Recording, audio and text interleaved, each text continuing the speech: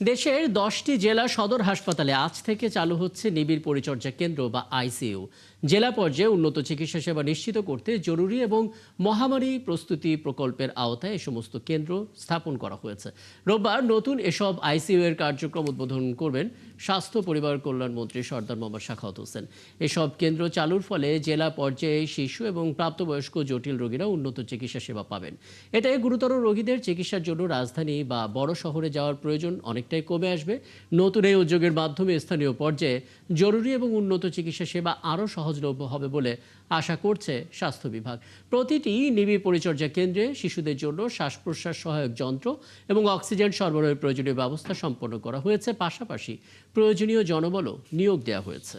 বলছিলাম, জরুরি এবং মহামারী প্রস্তুতি প্রকল্পের আওতায় দেশের 10টি জেলা সদর হাসপাতালে আজ থেকে চালু হয়েছে নতুন আইসিইউ। এরই মধ্যে নারায়ণগঞ্জ ভিক্টোরিয়া হাসপাতালে নবনির্মিত সেই আইসিইউ উদ্বোধন করেছেন স্বাস্থ্যমন্ত্রী।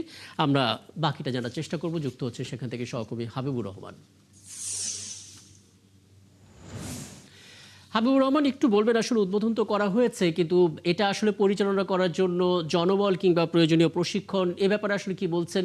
যারা আসলে ভুক্তভোগীরা আছেন, রোগীরা আছেন, তারা বিষয়টা কিভাবে দেখছেন, কতটা স্বস্তি বোধ করছেন তারা, এবং ব্যবস্থাপনা নিয়েও একটু বলবেন আমাদেরকে। হাবিব। নারায়ণগঞ্জ সহ 10টি জেলায় আইসিইউ বেড 10,000 বিশিষ্ট উদ্বোধনের আজকে মন্ত্রী মহোদয় নারায়ণগঞ্জের হাসপাতালে এসেছেন।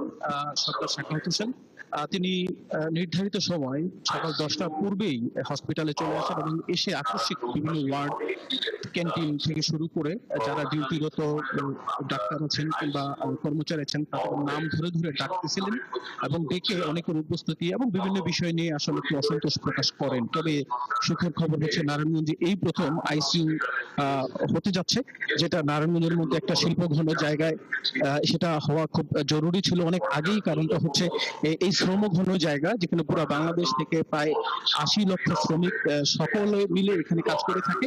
তো এই জায়গার মতো একটা গুরুত্বপূর্ণ জায়গায় আইসিইউ বেড ছিল না, তো সেটা আছে, এখন উদ্বোধন হচ্ছে।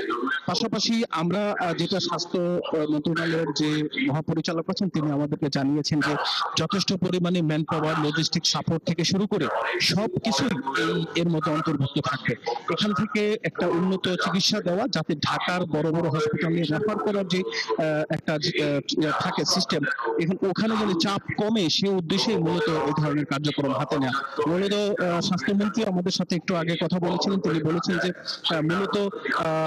মূলত স্বাস্থ্যসেবায় সুদূর প্রসারী একটা এবং টেকসই পদক্ষেপ নেওয়ার জন্য মূলত এই কর্মসূচি আজকে হাতে নিয়েছেন এবং উদ্বোধন হতে যাচ্ছেন। আশা করি 10টি জেলার মানুষ ভালো সেবা পাবে, এমনটাই মনে করছেন সংশ্লিষ্ট। অনেক ধন্যবাদ হাবিবুর রহমান। নিশ্চয়ই আপনি আছেন এই আয়োজনের পর নতুন কোনো ঘোষণা আসলে, নতুন কোনো কর্মসূচি থাকলে সেটাও নিশ্চয়ই পরবর্তীতে জেনে যেতে পারবো আপনার কাছ থেকে। নারায়ণগঞ্জ থেকে বলছিলেন সহকর্মী হাবিবুর রহমান।